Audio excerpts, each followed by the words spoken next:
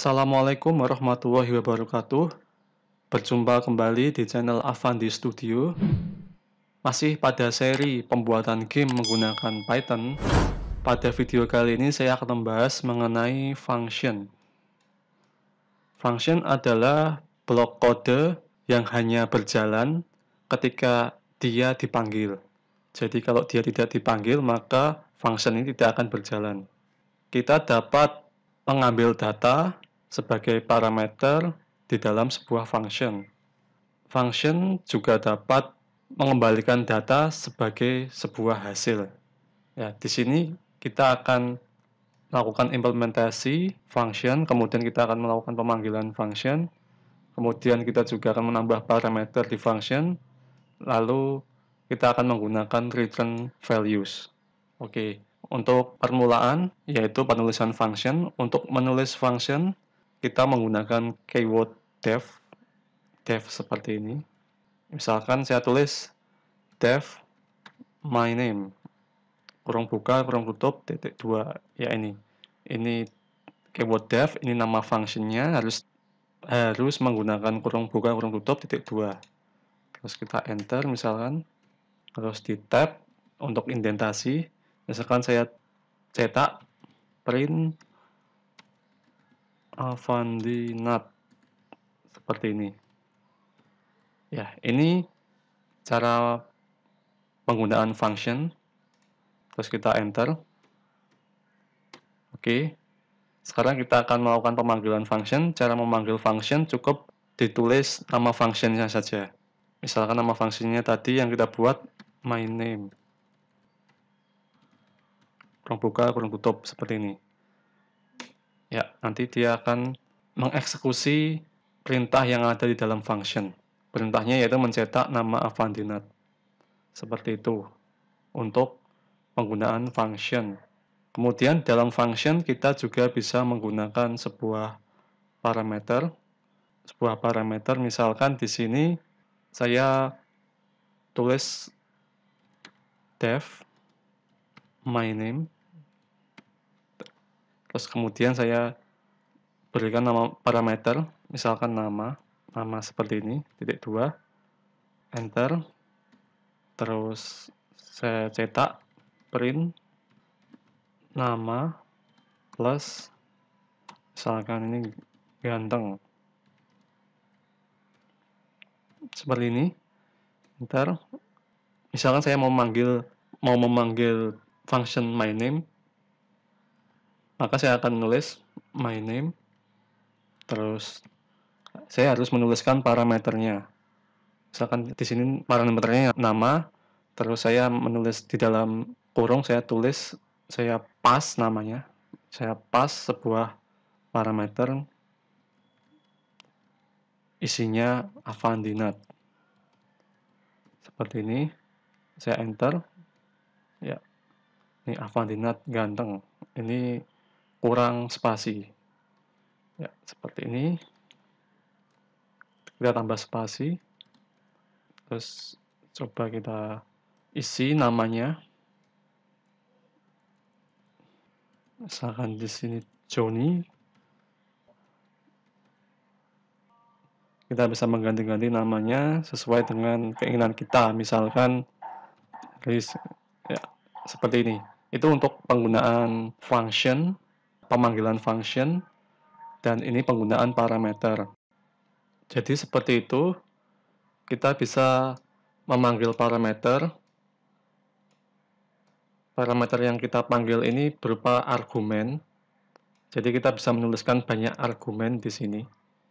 Seperti itu. Lalu penggunaan parameter dengan menggunakan variabel. Jika kita gunakan variabel, misalkan di sini saya buat variabel expose sama dengan 0. Kemudian saya buat sebuah function, misalkan def move. Di sini saya kosongin parameternya.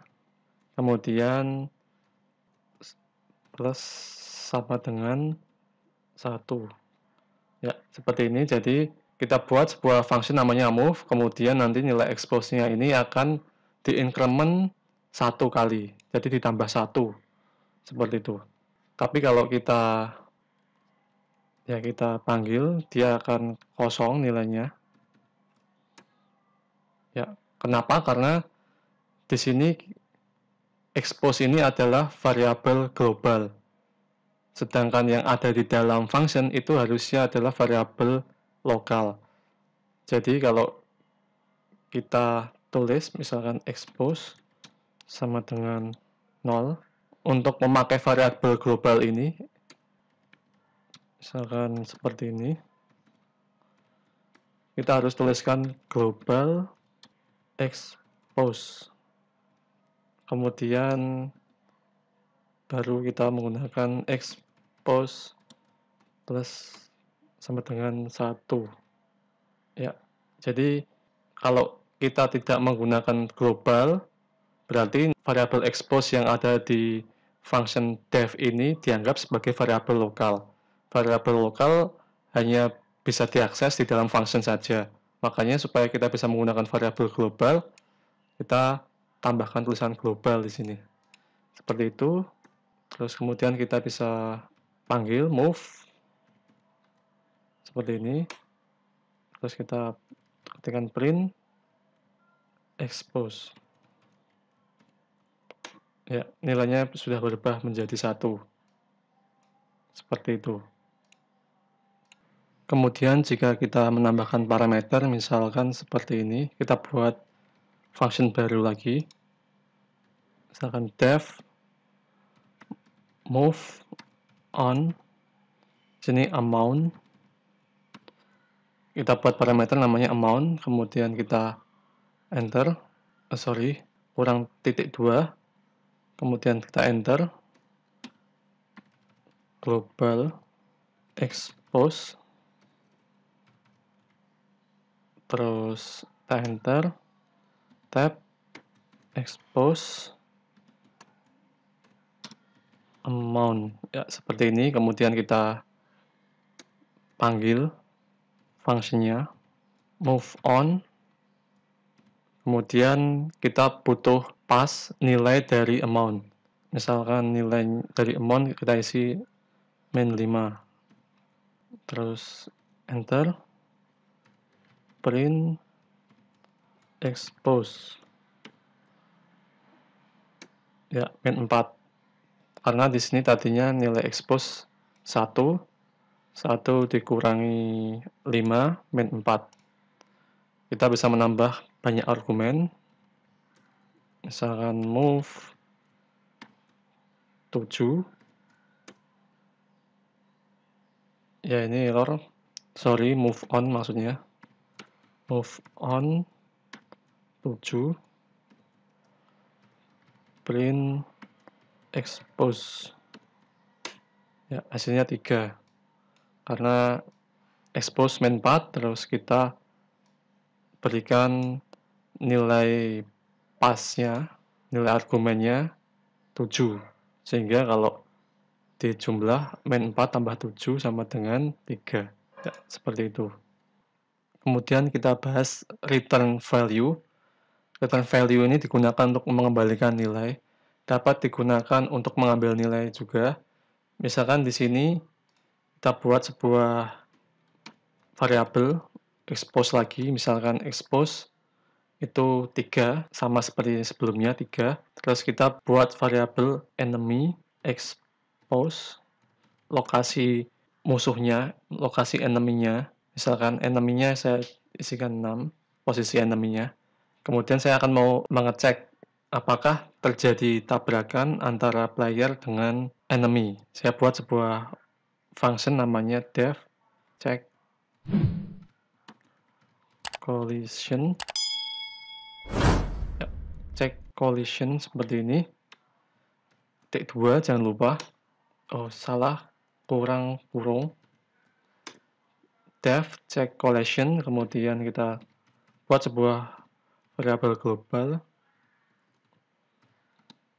expose, terus global